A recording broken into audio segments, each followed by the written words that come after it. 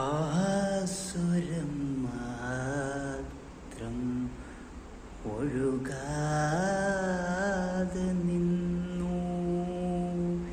പിന്നെ മധുരത്തിൽ ലയിച്ചു. ആസുരം മാത്രം ഒഴുകാതെ നിന്നു. പിന്നെ മധുരത്തിൽ ലയിച്ചു. ഇതാകും ജീവിതം, ഇതാകും ജീവിതം.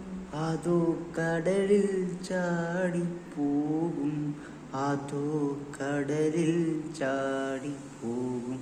എവിടെയോ ജീവിതം മറന്ന ഒരു പക്ഷിയാണു നീ.